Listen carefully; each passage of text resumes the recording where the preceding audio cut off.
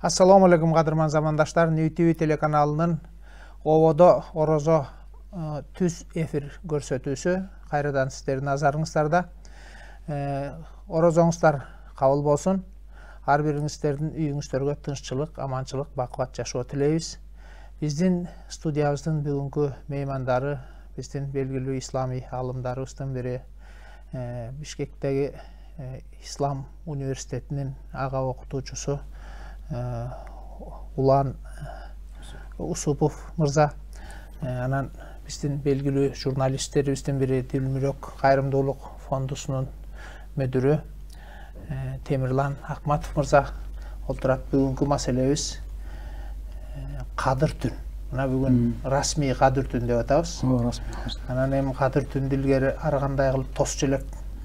Кадыр түн десе жанагы Чыңгыз агабыз Фудзиямадагы Кадыр түн деп чыгарма жазып, драма жазып, жанагы Мухаммеджанов деген казак драматург өкө. Анан ошондон калган Кадыр түндү биз мээбизге сиңиргенбиз аябай. Бул сырдашуу түн экен деп. Анан көрсө тиги киши жөн эле баягы адабий табылга катары гана пайдаланган экен кийин билсек. А биз болсо ушу сырдашуунун түнү эле Кадыр түн деп ойлоп, анан кийин ошондой иштерди көп жасап жүрчүбүз да. Анан эми чыныгы Кадыр түн кандай болот? Ошонун айланасында сөз кылсак. Эми алгач Улан мырза өзүңүз баштап берсеңиз. Алхамдулиллахи ва салату ва саламу аля расулина Мухаммадин ва аля алихи ва асхаби ажмаин. Жалпы аламдарды жаратып бизди ошо рызык менен бөлөп койгон жараткан Алла Таалага мактоолор болсун. Жана акыр заман пайгамбар, акыркы пайгамбар, сүйүктүү жана сүйкүмдүү пайгамбар аламдарга согуш жаңжал разборку үчүн эмес, ырайымдуулук, мээримдүүлүк үчүн жөнөтүлгөн ошо акыркы улуу жана сулуу пайгамбар Мухаммед Мустафа саллаллаху алейхи вассаламга салам жана салаваттар болсун. Ушул өзгөчө кадырын билген адамга кадырлуу бир түн да. Пайгамбарыбыз өзүңүздөр билгендей ушул 63 жыл жашап бул дүйнөдөн көчкөн, 63кө келген адамды биз пайгамбар жашына келип калыпсың дейбиз. 40 жашынан баштап 23 жыл ошол Мекке Мединада ислам динин жайып, анан ошондон баштап 120 миң, 100 миңден ашык ошол сахабалар дүйнөнүн төрт бурчуна жылдыздай болуп таркап кетип, ислам дини бизге чейин жете келди да. Анан ушул Кадыр түн жөнүндө сөз айта турган болсок, Кадыр түн өзгөчө бир кадырлуу түн. Мунун келип чыгыш тарыхына кичине токтоло кете турган болсок, пайгамбар саллаллаху алейхи вассалам өзүнөн мурдагы пайгамбарлардын, алардын үммөттөрүнүн жашын билер эле, анан Алла Таала дагы алардын ошол жашына жараша кандай соопко жете тургандыгы пайгамбарыбызга көрсөтүлгөн да. Анан пайгамбарыбыз жүрөгүнөн кейип, ошол үммөтүм ошол 1000, 1,5 миң, 2 миң жыл жашап өткөн ошол элдердин пайгамбарлардын үммөттөрүнүн соогуна жете албай калат деп жүрөгүнөн кейип жүргөн кез эле. Анан Алла Тааладан суранып дуа кылчу эле. Ошол күндөрдүн бир күнүндө анан Алла Таала ошол Кадыр түнүн бизге белек кылды. Кадыр түн бул ошо Кур'ан-ы Керимде да ошо Кадыр сүрөсү бар. Кадыр сүрөсүнүн жөнүндө айта кете турган болсок, ошол түндө Алла Таала айтып атат: "Астагфирулла. Инна анзална фи лейлатил кадр" дейт. Биз Куранды ошол лейлатил кадрда, Кадыр түнүндө түшүрдүк дейт да. Ушул түнү ошол лефи махфуз деп тагдырлардын баардыгы жазылган ошол тактадан, ошол түбөлүктүү китептен ошол жер асманына Куран толук түшүрүлгөн да. Анан ошондон эң биринчи ошол жана Жебрейил периште дагы пайгамбарыбызга Алак сүрөсүнүн алгачкы оку деген буйрук менен башталган 5 аятын ошол алып келген. Ушул түнү болгон да баардыгычы. Анан ушул түнү биз Куранды түшүрдүк деп Алла Таала ачык баян кылып атат. Куран бул бир гана Алла Тааланын сөзү камтылган, пайгамбарыбыздын жана башка эч бир жиндердин же инсандардын сөзү камтылбаган, бир гана Алла Тааланын сөзү болгон кереметтүү, эң акыркы бир гана акыйкат камтылган чындык китеп болуп эсептелет. Кимде ким ошол Куранга амал кылып, Куранга жараша ылайыктуу өмүр сүрө турган болсо, ал бактылуу болот да. Вама адрака ма лейлатул кадр экинчи аятында айтып атат: эгер сен билбейсиң дейт, Кадыр түн эмне экендигин, эгер биз сага билгизбегенде, анын кадырын, анын маанисин жана шаанисин сен аңдай албайт элең. Кадыр түн эмне экендигин биз сага айтып беребиз деп Алла Таала улантып атат. Лейлатул кадри хайрун мин элфи шахр дейт. Кадыр түн дейт, 1000 айдан да кадырлуу болгон бир түн дейт. 1000 айдан дагы сооптуу, 1000 айдан дагы берекелүү бол. 1000 айды мындай ачканда 12 айга бөлүп эсептегеле турган болсок, 83 жыл 4 айлык бир адам баласынын өмүрү жаш экен да. ошол 83 жылда 84 жылда адам баласы жете албай турган соопко биз бир түндө жанагы космикалык ылдамдык менен, космостук ылдамдык менен мындай жеткен дейли болот экенбиз да. Кудай Тааланын Алла Таалага жананын үммөтүнө бир чоң ырайымы, чоң бир мээрими, жакшылыгы деп эсептеш керек да. Бул түндүч. Ошон үчүн бул түндү биз ошол Рамазан айын, анан Рамазан айынын ичинде катылган кадыр түндү кадырлап өтө катуу тосушубуз керек. Мунун эрежелери бар, бираздан кийин айта кетебиз. Андан кийин ал жерде айтылып атат, 1000 айдан да кадырлуу Теназзалул малаикату вар руху фиха биизни роббихим дейт. Ошол түндө дейт, ушундай кысылган абалда дейт да, баягы тафсирлеп келгенде муфассир алымдар айтышат, ушундай кысылган абалда биз эми асманды карай турган болсок, мейкиндик, кенен эле асман жатат. Бирок ошол асманда бири-бири менен тартышып, түртүшүп, кысылган абалда өтө көп сандагы периштелер жер жүзүнө түшүрөт дейт да. Периштелер жана рух дегени бул Жебрейл периште жөнүндө айтылат. Рух деген ошол Жебрейл периште жана жалпы периштелер. Жебрейл периштенин өзүнчө бир кадыры даражасы болгондуктан ал вахий периштеси, 4 улук периштенин бирөөсү. Ошол Азраил, Микаил, Исрафил, анан ошолордун эң улуусу, эң сулуусу дегенде ошо Жебрейл периште вахий алып келген. Ошон үчүн муну өзүнчө белгилеп атат Аллах Таала. Биизни роббихим дейт. Алла Тааланын уруксаты менен гана ошол түндө түшүшөт дейт. Ар түрдүү Мин кулли өмрү дегени ар түрдүү иштерди, иш аракеттерди жасоо максатында. Саламун хия хатта матлаил фажр. Ал түндө эсендик бар дейт. Ошол түндө бир амандык бар дейт. Те таң атып, таң азанга чейин дейт да. Күн чыкканга чейинки бир мезгилде эсенчилик бар дейт. Бул кадыр түн жөнүндө, кадыр түндүн кадыры жөнүндө Алла Таала эң ачык, айкын ушул аятта белгилеп атат да. Негизинен. Кадыр түн ушундай бир түн. Анан сөз кезеги келгенде айтарбыз, кадыр түндү кандай тош керек. Эми Темирлан мырза, өзүңүз да сөзгө аралашыңыз. Эми биз негизи кадыр түндү кантип тосуп келатабыз? Азыр кандай деңгээлге жетип калдык? Баягы кечекидей союз мезгилиндегидей эмеспиз да, кантсе дагы. Рахмат. Биринчиден ошол жалпы кыргыз элибизде, жалпы ошол сиздердин каналдын жамаатына ыраазычылык билдиребиз. Ушундай эл менен түз байланышка чыгарып атканына.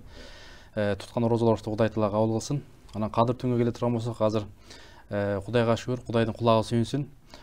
Ошол мечиттерде, кеңселерде, жатакандарда жана ошондой эле абактарда биздин бир туугандарыбыз ошол кадыр түнүнүн кадырына жетели деп колдон келген баягы 5-10 тиын чогултушуп, же болбосо мурун илгери биз 2000 жылдарда Борбордук мечитте 3 эле адамдын аты аталчу. Ошондо менин эсимде бир ошо кадыр түнү талашкан учурлар болгон да. Анан ошол ооз ачырганда арабтар, түрктөр, анан Рысбек 3 эле адам болчу. Азыр болсо Кудайдын кулагы сүйүнсүн.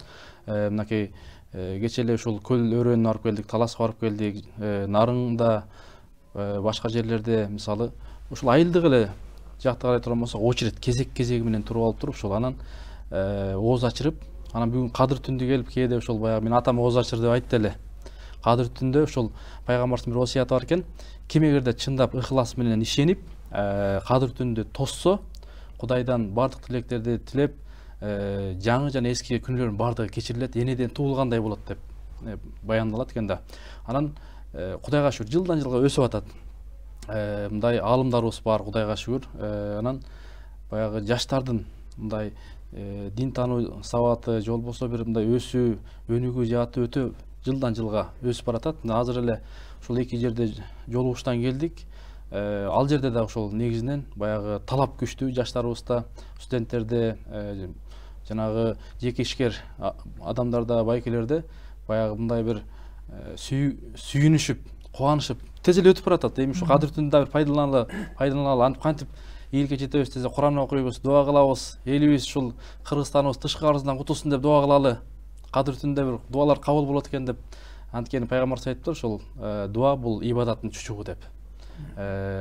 Анан Кудайга шүгүр, мынакей дин аалымдары дагы ушул кадыр түнгө өтө көп мындай басым коюп, азыр байкалып атат. Ушул жанагындай жеке ишкерлер болсун, агартуу жаатында болсун, кайсы тармак болбосун, ушул аалымдарыбыз чакырып, дин тааныган адамдарды чакырып келип баян кылышып, суроо жооп кылышып, бир жакшы таристе өтүп баратат да. Жылдан жылга бир мындай жаңылануу, же болбосо сооп табуунун жолдору бир эшиктер ачылып, жакшы бир буюрса багытта кетип атабыз. Эми өзгөрүп атат. Чынында кечээки менен бүгүнкүнө салыштырып болбойт. Азыр элдин жарымы орозо кармаса, жарымы анын оозун ачырып жүрөт деген сөз.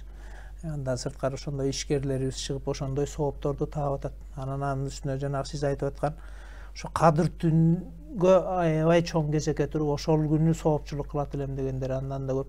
Ошончо да Улам мырза мына ушул кадыр түн жалгыз эле могу биз белгилеп койгондой орозонун 27-күнүнө катылган эмес да.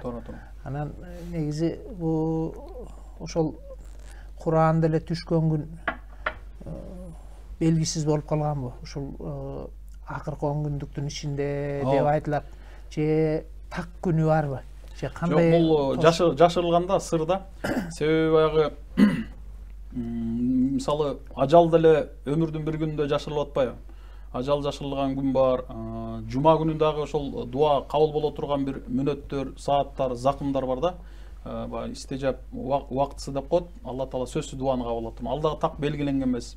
5 убакыт намаздын ичинде дагы салатул вуста деп коет. Ортоңку намаз жөнүндө алымдардын да кичине талаш тартышы бар. Мындай айтканда кайсынысы ошол сыяктуу бул дагы ошо күндүн кадыры болгондугу үчүн, эгерде ал белгилүү болгондо андай даражада кадырлуу болбойт эле да. Анын ошол мааниси жашырылганда болуп атпайбы? Себеби жашырылган нерсе баалуу болот да. Аны адамдардын баары издейт. Ошол ар бир түндү кадыр түндү өткөргөн ошондой даражада аалымдар, олуялар бар да. Анан пайгамбар саллаллаху алейхи вассалам өзүнүн хадисинде айтат, силердин араңардан кээ бирөөнө ошо Рамазандын алдыңкы 10 түнүндө деп көрсөтүлдү дейт кадыр түн. Араңардан башкаларга акыркы алдыңкы 7 түнүндө дейт. Калгандарыңарга кээ бирөөңөргө ошо акыркы 7 түнүндө деп көрсөтүлдү дейт. Мындай айтканда баягы Алла Тааладан бир белги берилди дейт да. Анан пайгамбар саллаллаху алейхи вассалам акыркы 10 күнүндө издегиле деген ачык айкын сөзү бар. Анан ошондагы так сандагы түндөрдө дейт да. Мындай айткандан 20-сынан 21-ине өткөн түн, 22-синен 23-үнө, 24-үнөн 25-ине, 26-сынан 27-сине, анан 28-ден 29-уна да ушул түндөрдө. Анан биздин алымдарыбыздын көпчүлүгү белгилеп кеткендиги үчүн бизде мына Орто Азия элинде биз ушул Ханефи мазхабын карманган элдерде дагы ушул кадыр түн ушул 20-сынан 27-сине болгон түн көбүрөөк ыктымалда деп алымдарыбыз көбүрөөк ушуга ишарат кылгандыгы үчүн бизде мындай салттуу түрдө мындай каадага салтка айланып калган да. Же болбосо баягы атайын пайгамбар саллаллаху алейхи вассалам Меккеден Мединага көчкөн да. 622-жылы көчүп, анан көчкөндө ошол Мединага баргандан кийин эң биринчи кылган иши ошол пайгамбарыбыз өзүнүн мечитин салуу болгон да. Ошол мечитин салгандан кийин ошол Рамазан айында өзүнүн эмесинде орозо парз болгондон кийин ошол 9 жолу ошол парз орозосун кармаган. Кээде 29 күн, кээде 30 күн, анан акыркы ошол 10 күнүн, орозонун акыркы 10 күнүндө этикафка киришкен да. Этикафка кирүүнүн бир себептеринин бирөөсү да ошол кадыр түнгө туш болуу ниети да. Себеби этикафка кирген ар бир адам сөзсүз түрдө ойлоп көр, эң акыркы 20 күндөн кийин издегиле, бирок ошо так сандагы түндөрдө. Пайгамбарыбызга өзү алгач так даана көрсөтүлгөн экен ошол түнч, бирок кийин Алла Таала тарабынан унуттурулуп коюптур да. Мындай айтканда пайгамбарыбыз өзү ушул күндөрдө болуш керек деп божомолдоп калып атат да. Так билбей калганда ошол Алла Таала унуттуруп анан ошону менен бир сыр кылып койгондугу да. Анан кадыры да ошого жараша өсүп атпайбы? Эл издеш керек да, эл издеш керек. Издей турган нерсе баягы түрктөрдө бир сөз бар. Издеген табат дейт да, издеген араян булур. Я беласыны, я мевласыны деп коет, түрктөрдө түркчө баягы издеген табат, же балесын табат дейт, туура эмес жерди издеп жүргөн болсо, же мевласын Кудайын табат дейт, жакшы жерди издеп жүргөн болсо. Үйлөнөм деген бойдок жигит деле мындай ыйманга, исламга мындай ошондой чөйрөдө издеш керек да, ыйман.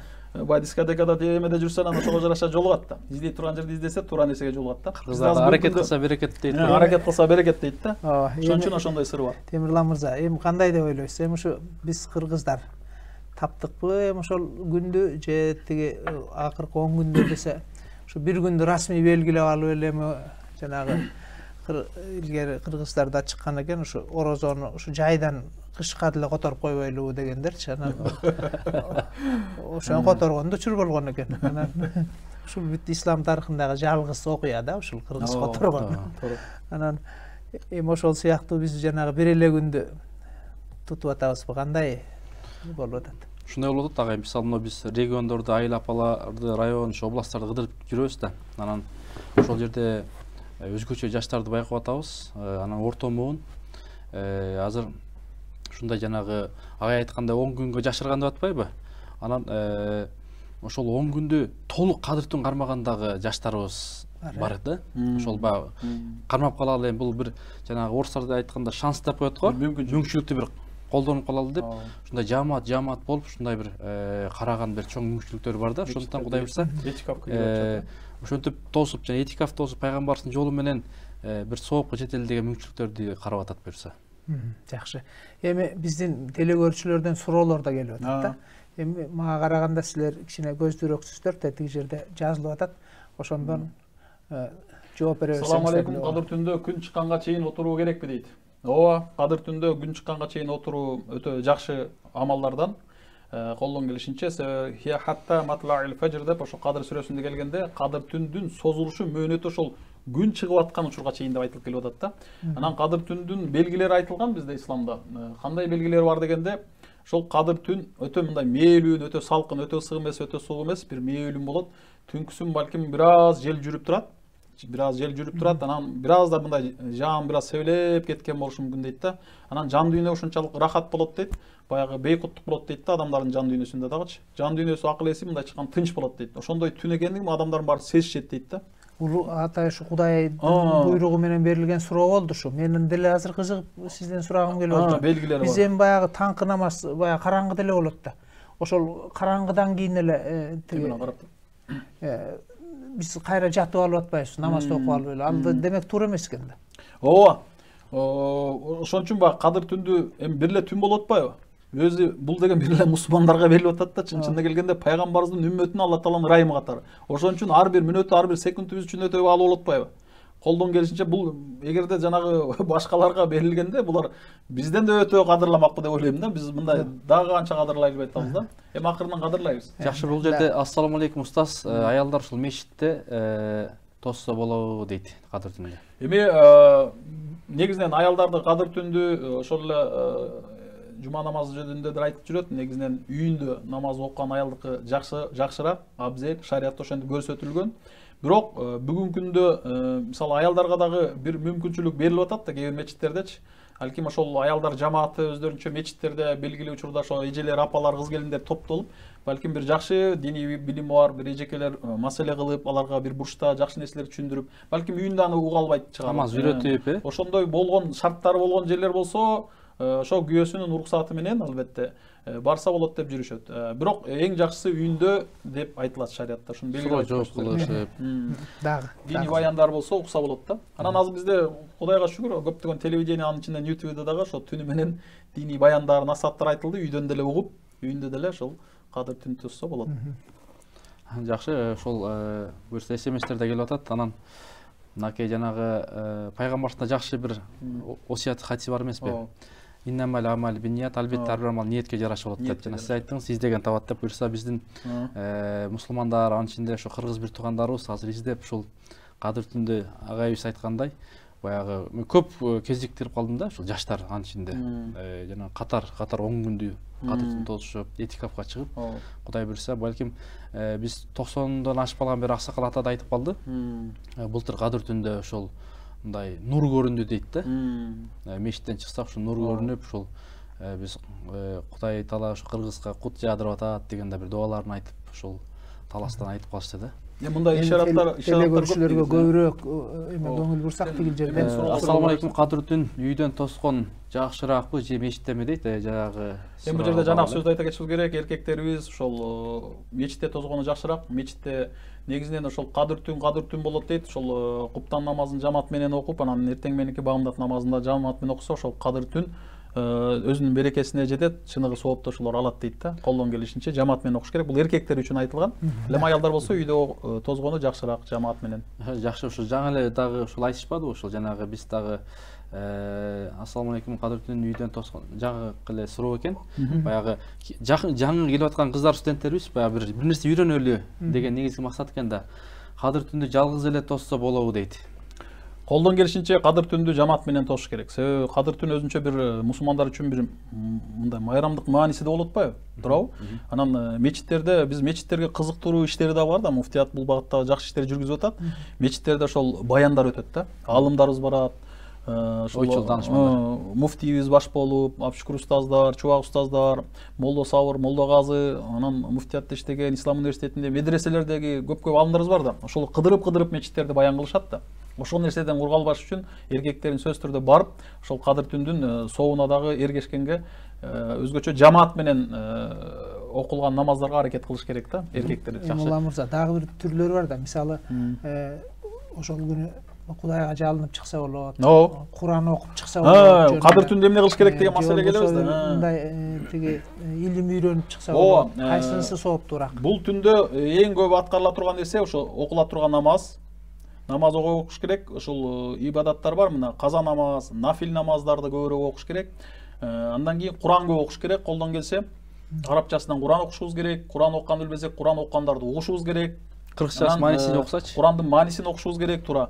Бизде ошо Куранга болгон, себеби Куран түшүрүлгөн түн болгондугу үчүн Куранга болгон махабатыбыз, Куранга болгон сүйүүбүз бекемде ушунчалык бийиктеш үчүн ошол түнү Куран менен ушунчалык мамилебизди бекем кылышыбыз керек. Окуп, угуп, же болбосо ошол Куран жөнүндө баягы тафсирлеп айтып бергендер болсо ошолордун баяндарына катышып угуп, андан сырткары бул түндө садака берилет. Араздашып жүргөндөр жарашыш керек. Өтүп кеткен ата бабаларыбыздын жаткан жайларына барып, эгер бара алсак, жакын жерде болсо Куран окуп, же болбосо окуп багышташыбыз керек алардын арбагына. Колунда жокторго, жетим жесирлерге, майыптарга, багар көрөрү жокторго жана башка муктаждардын баардыгын ошол жетим жесирлердин мындай башынан сылап, колубуздан келген жардамдар берип, жанагындай продукт түрүндө, азык түлүк түрүндө, акчалай, кийим кече түрүндө, эмне түрүндө болсо ошолордун баарын кылышыбыз керек да. Бул түн ошол түндөн кийинки күн, ошол күн да Кадыр, мисалы Кадыр биринчи өзгөр билгенде түн келет да. Мына 27-синин түнү азыр, эртең 27-синин күнү да. Ошон үчүн түнү дагы күнүндөгүдөй сооп менен өткөрүлүш керек. Орозо кармап, ибадаттар менен экөө бири-бирине шерик болуш керек да. Ошондо коштолсо, ошондо сообу чоң болот. Дагы бир ушундай бир маселе болгон да, жанагы Кадыр түн апалар көп сурап атпайбы? Биз ушу Ислам университетиндеги эжелерди баягы алым устазларды алып барып, ушу талашка алып барып, апалар кээде саясатты эле сүйлөп өтүп кетет экен да. Анан ошолор баягы суроолоруна жооп берип, бир жакшы болгон. Орозо кармабай туруп эле Кадыр түн тосса болобу дейт да. Ооба. Эми мындайда орозо кармабай туруп дегенде ар кандай жүйөлүү себептерден улам орозо кармабашыбыз мүмкүн, бирок 30 күндүк орозо ой тазартар жолошо дегендей, мына мен тамашалап айтып жүрөм, жана депутаттар бир айлап талкуулаган ошол ЖЭП, ТЭЦ деле өзү орозо кармайт да. Биздин мамлекет мажбурлап орозо карматат. Эгерде ТЭЦ бир ай орозо кармабай турган болсо, анда ремонттон чыкпай турган болсо, анда сбой система болот дагы, ТЭЦ ишке жарабайт дагы, анан кышында жанагындан катуу нерселер болушу мүмкүн. Ошон үчүн адам баласын жараткан Алла Таала бизге орозону насип кылгандан кийин биз эмнеге муктаж экендигибизди, канткенде бактылуулугубузду жакшы билет да. Пайгамбар саллаллаху алейхи өзүнүн бир хадисинде айтып атат, суму тесеху дейт. Орозо кармагыла, ден соолукта болосуңар. Орозо калмагыла, ден соолук табасыңар депчи. Негизинен орозо аркылуу биздин ден соолугубузду чыңдап атат. Бүткүл денебиздеги шлактар, туздар, ошол нерселерден арылып атабыз, ашыкча заттардын баары денебизден чыгып атат. Андан сырткары баягы бөйрөктөрүбүз, өт, жанагындай ашказан, боо, ушулардын баардыгы тазаланып, алгачкы баягы иммунитети чыңдалып, күч кубатына келип, анан зарядталып, жаңы бир айга баягы айт деген бул майрам да, ошо айттап, мына Алла Тааланын алдында ибадаттарды кылдык, ден соолукка да жеттик деп чоң бир майрамдык мааниси болуп атат да. Ошон үчүн орозо кармашыбыз керек. Орозо кармабасак да, бирок Кадыр түн тосушубуз керек. Баягы Кадыр түндү бир орозо кармагандар тосот деген эреже жок. Орозо кармаганда, кармабаганда тосуш керек. Мына урматтуу телекөрүүчүлөр, бул жакта да ошол WhatsApp номеринен дагы суроолор жөнөтсөңүздөр болот экен. 0772 98 70 07 номерине буюрса, агайыбызга дагы суроолор жөнөтсөңүздөр болот. Дагы окусаңыз. Ошол эмени берип атат. Жакшы, демек ошол баягы ошентип баягы илимдүү эже карындаштарды колдонсо болот экен да. Баягы анткени апалар билесиздер, баазы баягы жаштан чоңуна чейин саясатчы болуп кетпейт, анан саясатты айтып эле баягы Кадыр түнүн кадырына жетпей калган учурлар болуп калат экен. Ошондон бул көбүрөөк жамааттык иш экен да бул. Көбүрөөк жамааттык иш. Мисалы өз алдынча отуруп алып эле, мисалы ошол бир арабча мисалы китептерди, арабча эмес исламий которо баштаса, же өзү алдынча мындай жаттап отуруп алса, мунун сообу тиги жалпы жамаат менен отурганга жамаат менен отурганга жетпейт. Ошон үчүн жамаат менен бирге болгула деп пайгамбарыбыз айткан. Бекеринен тиги жамаат менен окулган намаз, жеке окулган намаз менен окулган намазга эмеге караганда 27 эсе сооптуу эмес да. Мында үндө турат да. Биз ошол беш убакыт намазда, андан кийин жумасына бир жолу жума намазында, анан жылына 2 жолу айт намаздарда, чоң жыйындарда жыйналып, бири-бирибиз менен болгон ынтымак биримдигибизди бекемдеп, ортодогу бир тууганчылыгыбызды бекемдеп, бири-бирибизге болгон мусулманчылык сүйүү, сый урмат бекемдеп турат да. Кадыр түнүндө ошондой миссиясы бар да. Ошон үчүн эл менен чогуу болгонубуз, мечиттерге барганыбыз эркектер үчүн эң жакшы, эң абзел нерсе да. Айт кайсыл күнгө белгилен дейт? Айт мына муфтият өткөндө жыйынга бизде ошо биздин алымдар кеңешинин мүчөсү Хабибулла Таксыр Дамла ошол Өзбекстанда жыйынга барып катышып келди. Казакстан, Өзбекстандын ошол алымдары топтолуп ошол жыйында чечип 15 күндө белгиленди. Буйруса мына келе жаткан жума күнү 15-июнь бизде ошол орозо айт деп белгиленди. Ошондо оозубуз бек боло турган эң акыркы күн бул 14-июнь. 15-inde биз ооз бекитпейбиз, орозо айт болот, майрамдайбыз. Айт келе жаткан айтыңыздар мубарак болсун. Ассаламу алейкум. Кадыр түндө эмне кылыш керек деген суроо келди. Кадыр түндө биз жана жогоруда белгилеп кеттик. Жан коштурган ошол намаз окушубуз керек, намаздарыбызды окушубуз керек. Ошол кадыр түндө белгиленген намаздар бар, ошону окушубуз керек. Андан сырткары ошол нафил намаз, каза намаздар окушубуз керек, Куран окушубуз керек, садака беришибиз керек. Анан ошол дин баяны, дин насааты болгон жерлерге, жыйындарга катышып угушубуз керек. Анан Алла Таалага көп-көп дуа кылышыбыз керек. Кетирген күнөөлөрүбүз үчүн истигфар айтып, Кудай Таалага тообо келтиришибиз керек. Эгерде мына жана Темирлан өзүң туура айтып кеттиң, ошол кадыр түндүн кадырын билип, ошол Алла Тааладан ошонун соогун күтүп, кадыр түндүн кадырына ишенип, ыклас менен ошол түндү өткөрө турган болсо, өткөн кеткен күнөөлөр кечирилет деп пайгамбарыбыз саллаллаху алейхи ва саллям хадисинде баян кылып атат. Ошон үчүн мындай айтканда башка элдер, мисалы ошол эле иудаизм дини бар, ошол эле христиан дини бар. Буларга берилген жок да. Аларга бериле турган болгондо өп жыттап, алдыңа этейин секетим деп бул түндү ошондой өткөрүшмөк. Ошон үчүн биз мусулмандар бул түн бизге берилгендиги үчүн жөн түн болбой атат. 1000 айдан да кайырдуу да. Мындай айтканда ушул түндө кимде ким намаз окуса, 84 жыл намаз окугандай сооп табат. Кимде ким ушул түнү орозо карып, ушул түнү садака берсе, 84 жыл садака бергендей сооп табат. Кимде ким ушул түнү Куран окуй турган болсо, жөн мезгилдерде мына Бисмиллахир рахманир рахимде 19 тамга бар. Ар бирине 10 сооп жазылат да. Жөнөкөй мезгилдерде. А бул кадыр түндөрдө бир тамгасына 1000 деген, 10.000 деген сооп жазылат да. Демек ушул бүгүнкү күндө колдон чыгарган, түшүнгөн кишиге уят эмес. Бир сөз менен айтканда мына Айтматов жана бекеринен ошо Чыңгыз Айтматовду 90 жылдыгы бекеринен оозанган жоксуз. Ал киши ошо жанагы кылымга тете бир күндө атпайбы? Ошо и дольше века длится день дейт. Мындай айтканда бир кылымдан да узагыраак күн болот экен. Демек бир кылымдан да узагыраак сооптуураак түн болот экен. Ошон үчүн ушул түн кылымга тете түн. Ошон үчүн ошондой деген сөз менен айтсак болот да. Жакшы, кадыр түндө ушул 10-15 мүнөт уктаса болобу дейт. Жана ошондой эле ага чейин да биздин СМС аркылуу келди, ошо WhatsApp аркылуу.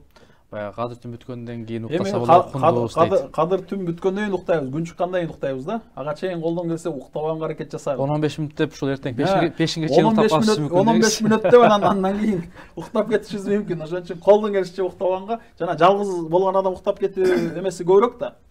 Уктап кетиши мүмкүн туурабы? А жамаат менен болсо уктай албайт да. Мечитке барсак уктабай өткөрөбүз. Ушул бир кызык нерсе экен, ушул киши төрөлгөндөн өлгөнгө чейин үйрөнөт. Ар бир адам үйрөнөт. Ал деген жөнөкөй адамбы, аалым адамбы, анын айырмасы жок. Бул жөндө пайгамбарыбыз хадиси да бар да. Ошондой экен. Ошон үчүн баягы ислам өзү дагы ошол адамдын төрөлгөндөн өлгөнгө чейинки сабак. Ошондой. Анан ушу мен деле мына көп эле жылдан бери ушул намаз окуп жүрөм, орозо кармап жүрөм, бирок азыр ушул жерде отуруп, ушул жанагы күн чыкканга чейин уктабаш керек дегенди мына сизден биринчи жолу угуп отурам. Ага чейин биз ушул күнгө чейин эле биз жанагы таңкы намазды окуп алып эле, анан уктап эле кайра туруп эле ушинтип кете берет. Демек далай сооптон ускуру калып атат. Эми дагы ушул бир суроо келип тургай. Тарынбайлы. Мындан кийинкисин оңдойлу иншалла. Бул жакта дагы бир WhatsApp аркылуу ошол суроо келип атат. Кадыр түн тосуп жатып уктап калса эмне болот дейт. Эми негизинен орозо кармап атканда деле ошол унутуп алып тамак ичип койгон болсо, пайгамбарыбыздын ошо хадисинде келип атпайбы баягы Алла Тааланын жедирди ичирди дейт да. Ошо унутуп калган болсо, анын орозосу бузулбайлы да. Анан уктап кете турган болсо анда бир күнөө жок, бирок өзү баягы уктабаганга аракет кылыш керек да, атайын уктап албаш керек. Бирок негизи баягы убакыт эле кыска болуп атпайбы? Убакыт да кыска болуп атат, түн да кыска болуп атпайбы?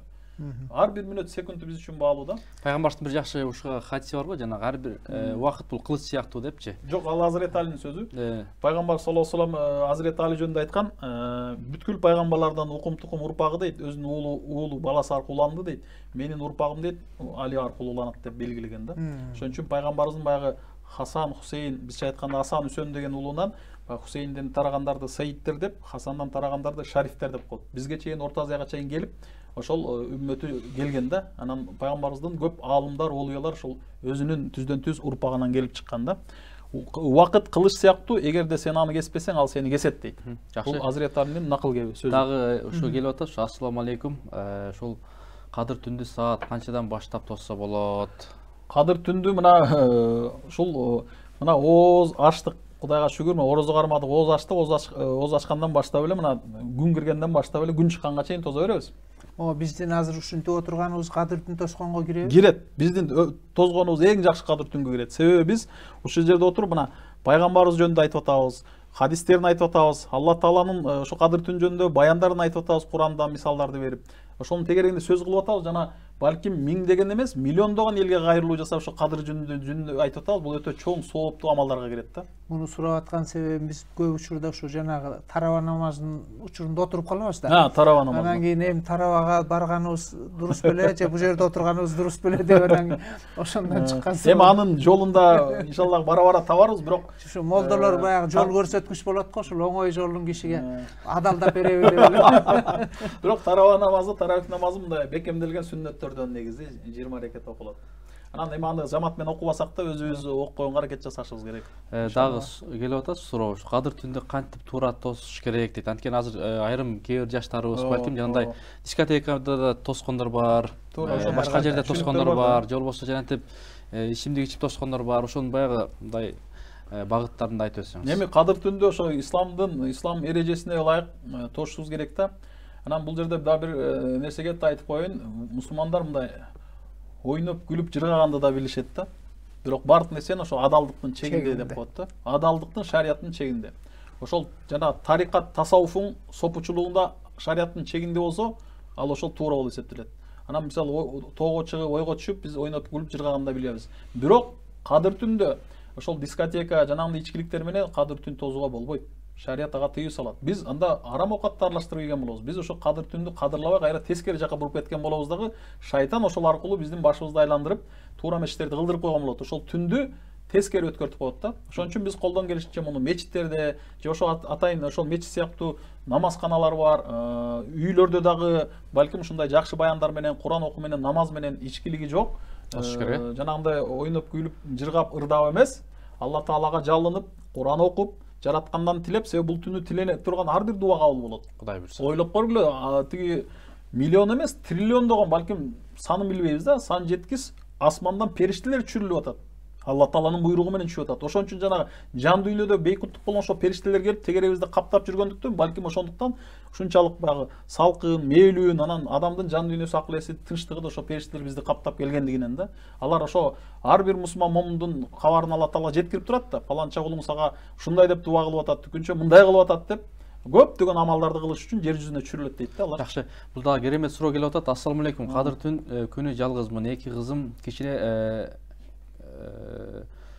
кичине тоса албай калсам, бир жылдык тагдырым жаман жагына чечилип калабы дейт. Баягы кичинекей кыздары бар экен да. Жок, ал тоскоолдук болуп эсептелбейт. Ошол эки кызыңыз менен, эки кызыңыздын каршында деле кызыңыз менен бир жака чыга албасаңыз, үйүңүздө балким ошо тегереңизде да сиз сыяктуу бир кыз келиндер болсо, алар менен чогуу отуруп тоссоңуз эң сонун болот да. Анан керемет сөздөрдү угуп, керемет сөздөрдү угуп, мына телевидениедан керемет сөздөр берилип атат. Куран окуңуздар, пайгамбар саллаллаху алейхи ва салламдын хадистеринен окуңуздар. Ошол кыздарыңызга балким жакшы акыл насаат сөзүңүздү айтып бериңиз. Анан Алла Таалага көп-көп жалынып жалбарыңыз. Улам мырза, дагы бир нерсе бар экен. Ушул жогорку окуу жайдын дипломун алыш үчүн 5 жыл окуйбуз да, адатта. Анан бирок диний жогорку билим алыш үчүн 10 жылга чейин, 9-10 жыл окуйт экен. Анан келип алып, андан кийин дагы толгон баягы билимин көтөрүп, эмне деген илимди өздөштүрөт да. Анан эми бир шапалактай китеп окуп эле, же аны деле окубай эле, бирөөдөн же интернеттен ар кайсы жерден үйрөнүп эле, анан кер сүйлөп, кежир сүйлөп, тетири сүйлөп, аалымдарды мазактап, чылдыңдап, муфтийден баштап, тетири айтып ошого каршы. Ушундай сөздөрдү айтып, анан кийин булар деген шариятта тигиндей жата калса жанагы айттын болоор күнүн дагы ушу төгүнгө чыгарып анан ушундай жылдашкан элдер бар да. Ошолорго мындай кандай өкүм бар, кандай эреже бар? Эми кандай дешибиз керек ушундай бир туугандарыбыз, алар деле ушул атай жасабаса керек деп ишенип атабыз да. Туура, биз эми үмүт кылабыз да. Үмүтсүздүк шайтандан дейт. Бирок өзүңүз айткандай ошондой мындай терең баягы ислам динин эметкенден кийин, окуп үйрөнгөндөн кийин, баягы ислам жолуна сапарга чыккан ошол талабас окуучуга дейт, периштелер канатын жаят жана Алла Таалага бейишке бара турган жолун жеңилдетип коет дейт да. Бул эми хадисте келген. Анан ошондой сапарга чыккан адамдар өтө жоопкерчиликтүү болуш керек биринчиден. Экинчиден ошо жоопкерчилик менен айтып жаткан сөздөр үчүн, себеби сен айткычакты сөз сенин кулуң, бирок айткандан кийин сен сөздүн кулусуң да. Аларды биз жоопкерчиликке чакырабыз биринчиден. Экинчиден, эгерде ортодо ар түрдүү фитне фасад деп коебуз, жана боозукулуктун, чагымчылыктын үрөөнүн сейип жүргөндөр болсо, мамлекеттик мыйзам чегинде алар дагы каралыш керек. Ошондой органдар тарабынан ал нерсе токтотулбаса, ал баягы биз баягы чагымчылыкка мындай карап турбашыбыз керек да. Туура эмес нерсени көргөндө мусулман эмне дейт? Ал нерсени биринчиден колу менен оңдойт дейт.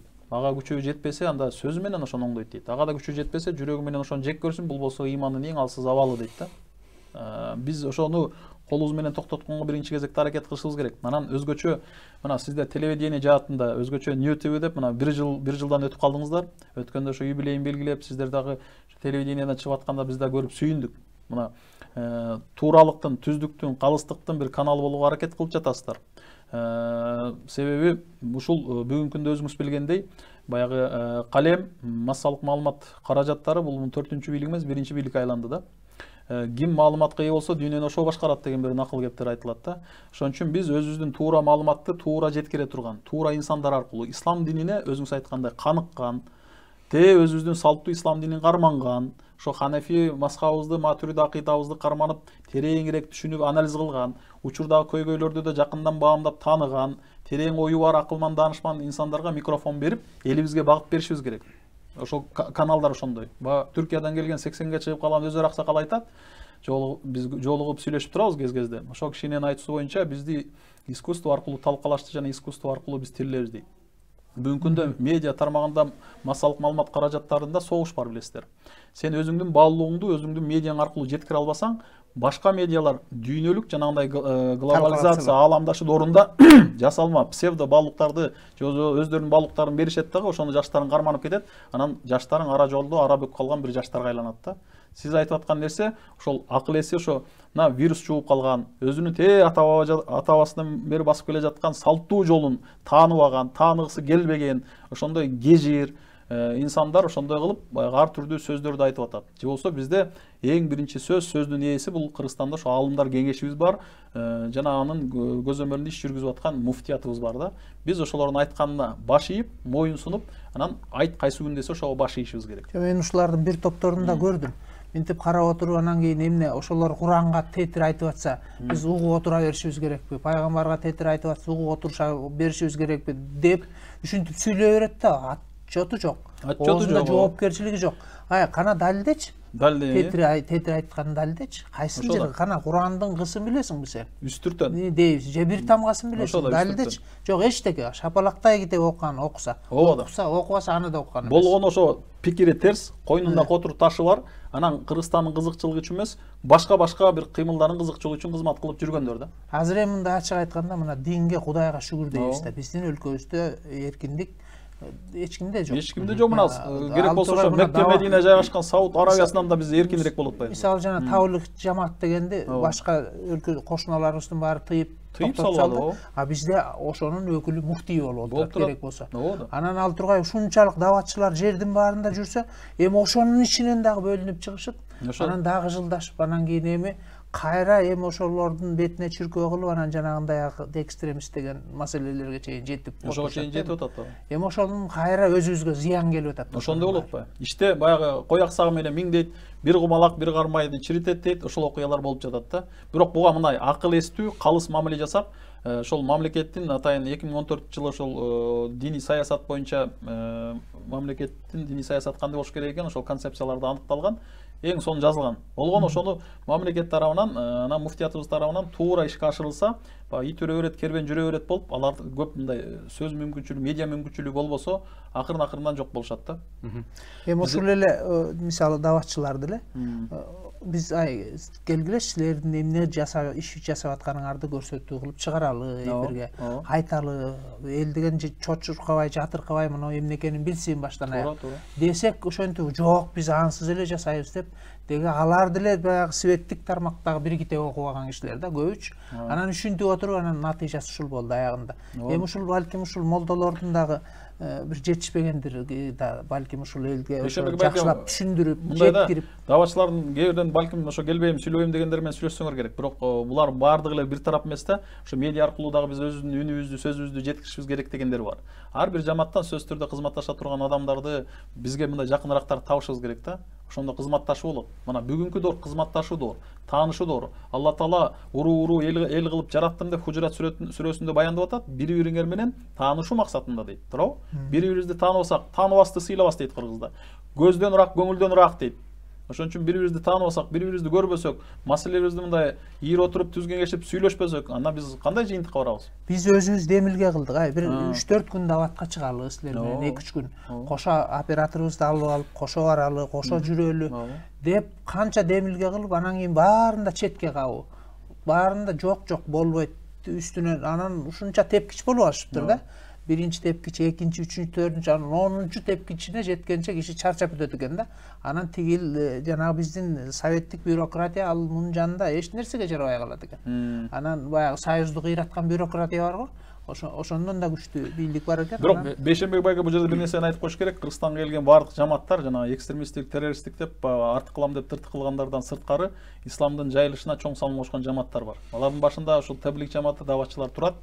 Эми алар туура өздөрү таныткысы келбей аткан ал өздөрүнүн иши, бирок негизинен мечитте бүгүнкү күндө 80-90% жаштар болуп атса, ислам дини кеңири жайылып аткан болсо, убагында ичип жүргөн, зөөкүр болуп жүргөн, адам тоноп киши өлтүрүп жүргөндөрдүн бардыгы ушул даватчылардын эмгеги менен ислам динине кирип атышат. Булардын чоң эмгеги бар экендигин белгилеп коюш керек албетте. Эми ошолор эми араң жетти да, эми көрсөтүү жасаганга мүмкүнчүлүк беришти. Жак Кудай буйрса орозо бүтөрү менен акырын болот да. Чыгабыз деп кеңештик да. Эми аманчылык болсо Кудай буйрса. Сага айткандай ушул баягы ушул жалпы бизден да Аяндан, Марвадан, ушу Манас жагырынан дагы ушул чыгышып атат азыр. Кудайдын кулагы сүйүнсүн, баягы анткени баягы ушу элибиз пайдалансын деп атат илимдүүлөр көп. Анан бул жакта дагы ушу медреселердин барып жаштар сүйлөсүн таппадыңбы? Сөзсүз ушундай иштер жакшы болуп атат. Буюрса Моңолот деген ушул болсо керек. Анан бир топ СМСтер келди. Мен айтып коелу, анткени баягы ушу жооп албай калса да кыжалат болушат. Анткени мынакей ассаламу алейкум, садака менен зекеттин айырмасы кыскача түшүндүрүп берсеңиз дейт. Анан жана ошондой эле дагы суроолор келип өттү мындай деп. Ушул баягы түндө иштеген адамдар бар экен, анан ушул иштегенибиз кадыр түнгө туура болобу деген дагы суроолор болду. Анан бала чакабыз менен үйдө тоссок болобу деген 3-4 суроо. Эми колдон келишинче мечитте тосуш керек, бирок эң жок дегенде үйдө тоссо жакшы да. Баягы таптакыр тогузбой койгончо үйдө бала чакасы менен да тозуп, атасы ошол жерде балдарына, аялына жол көрсөтүп, диний баяндарды кылып, Куран окушуп, чогуу дуа кылышып, аракет кылышса эң сонун болот да, мечитке барбаса да. Бирок мечитке барган жакшыраак деп айтып коелу. Анан зекет менен садаканын айырмасы дегенде бул жерде садака мындай адамдын өзүнүн ыктыяры менен сооптуктоо максатында берилет. Берилген садака адам баласынын алдыда күтүп турган бир чоң баленин алдын алат дейт да. Баягы автокырсыкка же кандайдыр бир кырсыкка түшүп болгондон кийин түрктөрдө бир жакшы сөз бар. Верилмиш садакаң бармыш дейт да. Мындай айтканда берип Алла Таала кабыл алган бир садакаң бар экен.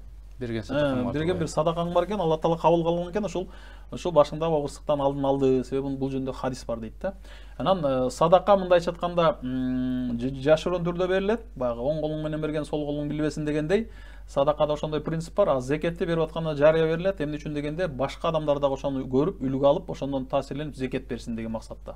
Садаканы көрсөтүп бергенде ошо баягы рия жанагындай баягы эл көрсүн, кожо көрсүн, башка көрсүн деген неме кирип кетпесин деп жашыруун түрдө берилет. Садака канча өлчөмдө? 1 тыйында садака Анан 100 миңдерде садакада көңүлдөн чыкканына жараша, ал садаканын салмагы адамдын ыкыласына жараша болот. Балким 100 миңге караганда адам ушунчалык кыйналып берип туруп берген садакасы кабыл болуп кетет. Эң жакшы садака дейт, кыйналып турса дагы кедей кембагалдын берген садакасы деп пайгамбар саллаллаху алейхи ва саллям айткан. Ал эми зекет болсо ошол мал мүлктү тазалайт. Атайын исламда, шариятта белгиленген. Эгерде биздин байларыбыз баары зекет бергенде Кыргызстанда акайыптарынан бери күрөшүп келе жаткан жардылар менен күрөш деген күрөш биздики токтоп, эчак жардыларыбыз орто деңгээлге чыгып калмак. Жана качып кеткен бир эле уруздун акчасы жана Кытайдын каржысын жапкыдай акча экен деп айтып атышат. Ошондой качып кеткендердикин ала турган болсок, Кыргызстаныбызда Кытай 4,5 миллиард жалпы карыздан деле кутулмакпыз балким. Балким ошо. Ошо Кыргызстаныбызда жанагы 350 миң ошол жараныбыздын үйү жок экен, анан баягы бир мындай интернетке да чыгарышты. Ошол бир эле бай ага айткандай, ошол зекетин берсе, ошондо 12 миңден туура келет экен да. Акчасын эсептеп бөлүп атат да. Анан 5 миң долларына жер алса, 5 миң долларына салса, 2 миң долларына дагы бир ары бир нерсесин кылып, баягы үйлүү турак жайлуу болуп калат экен депчи. Анан бул жакта да суроолор келип атат. Жанагы кадыр түндө ошол тоспой койсо күнөө болобу дейт. Андан кийин ошол кадыр түндө баягы телевизор көрүп, сыналып көрүп тосса болобу дейт. Эми телевизор көрүп, сыналып көрүп тосса болот, бирок сыналгыда телевизордо мына биз сиз сыяктуу сүйлөшүп, ушу дин жөнүндө баян кылып аткан, биз дагы көрүп аткан болсоңор, бул кадыр түндү туура эле тосуп атканыңыз. Себеби кадыр түндүн кадыры жөнүндө ошол пайгамбар саллаллаху алейхи ва саллям хадистеринин, Кур'ан аяттарынын, алымдардын сөздөрүнүн негизинде баян кылынып атса, сөз түрдө угушубуз керек. Себеби үйүбүздөн бара албасак, үйдө мүмкүнчүлүк эмне? Ошо телевиденияда. Эми чынында кээ бирөө ойлошу мүмкүн, бизди десе булар өздөрү мактанып атат. Ал молдо эмне үчүн төрдө отурат? Ал молдолук үчүн эмес, кыйындыгы, артыкчылыгы үчүн эмес. Эң биринчи ошо Кудайдын сөзүн сүйлөгөндүгү үчүн. Ошондуктан ушундай жерде илгертен ошондо коюшубуз керек. Кудайдын сөзүн биз рекламалап, ошону жайылтып аткандан кийин, демек ушунун улуктугун ачык эле айтып турушубуз керек. Анан Улам мырза, дагы бир нерсе бар. Ушул кадыр түндөгү эң чоң дагы бир ибадаттардын бири ушу Кудайдан тиленүү, сурануу. Туура. Анан ушул Кудай тилине да салабы. Биздин жанагы эсте калган бир дуасы бар, жанагы Чубак ажынын. Ушул динге душманчылык кылгандардын Кудай таалам өзүнүн проблемасын менен өзүн аралаштырып жок кылсын. Анан азыр ушуну таң калып отурам да, анан ушу Кудай алыстатпай эле далай элди ушинтип салды, ошондо болду. Ошондуктан ушу дуанын маанисин көбүрөөк айтып кетсеңиз. Дуанын мааниси дегенде мусулмандын колундагы эң күчтүү куралы бул дуа да. Дуа дейт мусулмандын, момундун куралы деп пайгамбар саллаллаху алейхи ва саллям өзүнүн хадисинде осуятында айтып кеткен. Биз ушул куралыбыз менен баягы беленденип, ошол куралыбызды мындай колубузда куралыбыз бар, ушунчалык күчтүү, бирок ошону көп колдоно бербейбиз да. Себеби мына кабыл боло турган күндөр бар, кабыл боло турган түндөр, закымдар бар. Ама жума мезгили деп атабыз. Тахаджуд түнкү намаздан кийин сөз түрдө Алла таала ошо ырайым менен ошо жер аспаныбызга чейин келип, кана дуа кылган бар, дуасын кабыл кылайын, ибадат кылган бар, ибадатын кабыл кылайын деп атат да. Ошон үчүн баягы дуа деген бул Алла тааладан тиленүү. Анан тиленгенде ошол кыбылан карап, даарат алган абалда, жүздөнүп, жүрөгүнөн чыккан ошол дуасын ошо билген тилинде, сөзсүз эле арабча дуа кылыш шарт эмес. Кыргыз болгондон кийин эң жакшы дуаны кыргызча кылат албетте. Ошол жерде Алла таалага ыйлап, жалынып, жалбарып, бул дуанын мааниси ошол да, ошол чын ыкыластан кылына турган болсо, Алла таала ошол сөзсүз түрдө дуасын кабыл кылат. Аны дуасын моментально кабыл кылып туруп ошол иш жүзүн ашырып бериши мүмкүн Алла таала. Же болсо кийинчерээк дуасы кабыл болушу мүмкүн, же болсо дуасын кабыл кылып, акыретте да акырет үчүн сактап коюшу мүмкүн, акыретте чоң бир белек түрүндө берилет да. Ошон үчүн Алла таала Кур'ан-ы Каримде айтып атат, мага дуа кылгыла, мен силердин дуаңарга жооп берейин, дуаңарды кабыл кылайын дейт да. Удуни истежиб лекум дейт. Мындай айтканда, мага дуа кылгыла дейт. Алла таала өзүнүн жаратып койгондон кийин макулуктардын ичинен жер жүзүнүн халифасы кылып бизди кылды да, мына адам баласын. Туурабы? Акыл эстүү кылуу менен аяламды бийлеп атабыз. Аяламды акыл эсибиз менен чапчыйбыз, туурабы? Анан ошондой бир ырыскыны берди, анан Алла таала акыл эси менен бизди издетип койду да. Биз Алла тааланы таанып билип акыл эсибиз менен, анан жараткан Алла тааланын мындай дуа кылып тиленишибиз керек. Алла таала эң жакшы көргөн абалыбыз бул сажда абалыбыз. Алла таала эгерде тообо кылбаганыңарда, силер адамдардын баарын жок кылып, тообо кылуучу бир элди жаратмак дейт да. Алла таала эң жакшы көргөн нерсе бул тообо кылуучу, анан тоободо ошол жараткан Алла тааладан тиленүү, дуа кылуу да. Бизге эң жакын абалыбыз Алла тааладан дуа кылуу. Дуа кылып атканда сөз түрдө Алла таала биздин дуабызды угат, кабыл кылат, иншаллах берет да. Ушу Кудай таалам ушу суранган пендесине бербей койгондон уялат деген бар, Кудай Таала сөз бербей койгондон уялат деген бул эми кыргыздын сөзү. Сөз түрдө дуалар кабыл болот дейт. Өзгөчө мына Кадыр түн айтып атпайбызбы? 84 жылдык бул күнү биз дуа кылсак, ошо 84 жыл дуа кылгандай соопко да жетебиз биринчиден. Өмүр бою дуа кылып жүргөндөй бир чексиз соопторго жетет экенбиз да.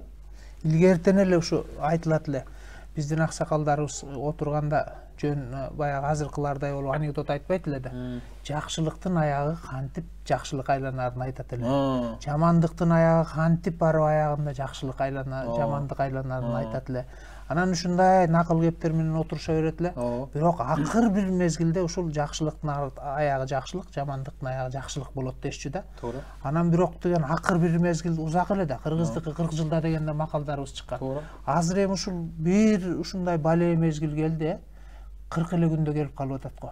Себеби убакыт кыскарды да азыр. 40 эле мүнөттө келип калган ушундар да бар. Кече күнү кесир сөз сүйлөсөң, бүгүн эртең Кудай сени оозуңду жазалап, ушундай кылган ушулар. Азыр 40 секунд болуп калды. Ушундай болуп калды. Анан жанагы дуа боюнча дагы бир данышпан сөзү бар экен, ошол дуа бул ибадаттын чучугу дейт да. Анан кээ бир адамдардан бир нерсе сураса адамдар жаман көрөт экен. Бир туугандардан жаман көрөт экен. Кудай Тааладан сураса Кудай Таала жакшы көрөт экен. Анан жоопсуз кайтаргандан да уялат экен. Деңизден баягы казынасы ошондой экен. Анан бул жакта көп суроолор өтүп атат. Аны дагы айтып койсок, анткени баягы кыска нуска жооп берели. Анткени кыскараак жооп берип, ошол телегөрчүлөр дагы алып калса, Кадыр түн тоспой койсо күнөө болобу деди. Жана ошондой эле хадистерди машинага коюп койсо болобу деп атат. Жана ошондой эле ассаламу алейкум, аял кишилер Кадыр түндү аялдар жааматы менен тоскону жакшыбы же өзүнүн үйүндө тоскону жакшыбы деп окшойт. Жана айтылган. Аялдар жааматы менен албетте тозгону жакшы, ага мүмкүнчүлүк болсо Кадыр түндө уктап калбастан үйүндө тозгону жакшы дейт. Жана күнөө болобу деген. Күнөө болобу дегенде Кадыр түн тозбой койсо күнөө болбойт. Болгону ошол 84 жылда жете турган бир чоң ийгиликтен, жеңиштен, сооптон кургалган болот да адамчы. Себеби Кадыр түндү тозуу мындай айтканда Куран аятында же болбосо эмеде ушул түндү тозгула деп Алла Таала бизге мындай бир парз же болбосо важип кылган жок да.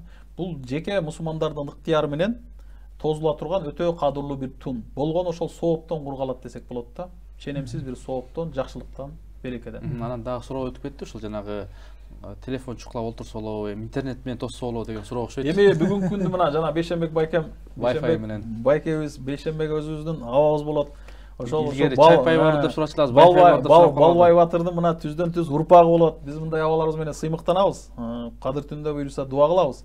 Анан бүгүнкү күндө баягы азыркы күндүн балеси деп атпайбы? Темирлан Темеке менен бизде көп жерлерде ошо жаштар менен сүйлөшүп, жаштар сүйлөсүн болсун, жатаканаларда, ошо мектептерде, жогорку окуу жайларда ошол маселе кылган мезгилдерде ошо бир сөз мен дайым айтып жүрөм. Эми бүгүнкү күндө арман көбөйүп кетпедиби? Айта берсек, арман көп, арманым аттын башындай, кожом кылатам ташындай депчи. Анан сиз бир арман айтасыз, мен бир арман айтам, армандар көп да. Болгону эми ошо армандарды бир аз армандашып айтышалы. Бирок ошол нерсени чечүүнүн да жолун издеп, башыбызды бириктирип бир жол албасак болбойт да. Анан бул жерде телефон чукулу, интернет деген бүгүнкү күндүн балесине айланды. Дагы бир суроо келди, ошол неме Кадыр түндө музыка укса болобу дейт. Кадыр түндө музыка укса болбойт. Кадыр түндө Куран укса болот.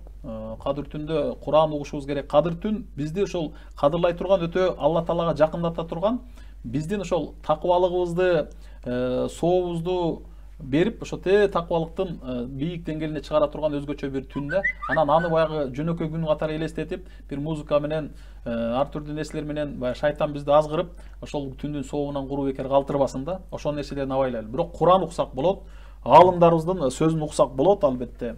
Эгерде мындай баягы жандуу түрдө угууга мүмкүнчүлүк болбосо, балким ошол жерден уксак болот да.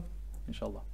Эми урматтуу меймандар, ушунча келип, ушунча жакшы элге пайдалуу кептерди чыгарып бергендигиңиздер үчүн сиздерге чында аябай ыраазы болуп отурабыз. Ушу урматтуу телекөрүүчүлөр, ушул Кадыр түн деген сөз ушул жана кыргыздын бул Кадыр түн ушу күндөрдүн эң улугу болсо, ушу Кадыр деген сөз деле ушул кыргыздын лексикасындагы сөздөрдүн эң улугу болсо керек деп ойлойм да.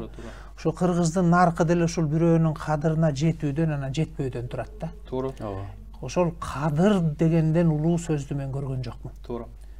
Анан ушул Курандан келген ушул сөздү ушул кыргыз жан дүйнөсү менен, бүткүн тулкусу менен өздөштүргөн. Туура. Анан ушунун аягы анан кийин эмне экенин мына бүгүнкү көрсөтүүбүздө менимче жакшы чечмеленди деп ойлойбуз. Бири-бирибиздин кадырыбызга жетели. Иншалла. Ушул кадыр түндүн кадырына жетели. Анан ошондо чыныгы адамдыгыбызды, мусулманчылыгыбызды аткарабыз. Андан сырткары мына бүгүн ушул 1 сааттык маектин учурунда билбегендерибиздин баарын билгизип ийгенге биздин шартыбыз келбейт. Туура. Бирок ниет ар кимдин көкүрөгүн түз кылса, мисалы илгери бир кыргыздын такыр намаз окуганга тили келбейт экен да. Анан молдо ар үйрөтүп, бери үйрөтүп, анан таптакыр эле жадап бүтүп турду, анан аягында айтат экен: "Ай, сен ушул ак шыйрак, көк шыйрак деп эле окуй берчи, ошону Кудай Таалам кабыл алат." Анан ошол киши өмүр бою ак шыйрак, көк шыйрак деп эле намаз окуп өтүп кетти дейт. Анан ошонукун кабыл албай коебу? Кабыл алат.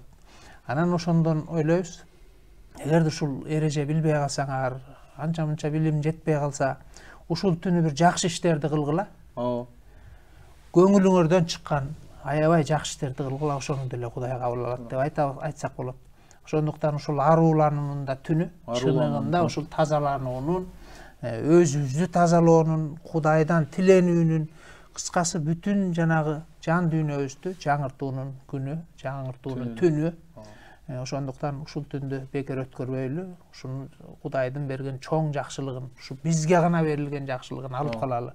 Бул элдин баарына берилген жери жок. Ошондуктан сиздерге ушунча кепти чыгарганыңар үчүн дагы бир ирет ыраазычылык билдиребиз.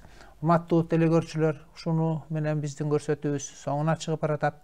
Ар бириңиздердин үйүңүздөргө бакыт таалай, бакубат турмуш каалайбыз.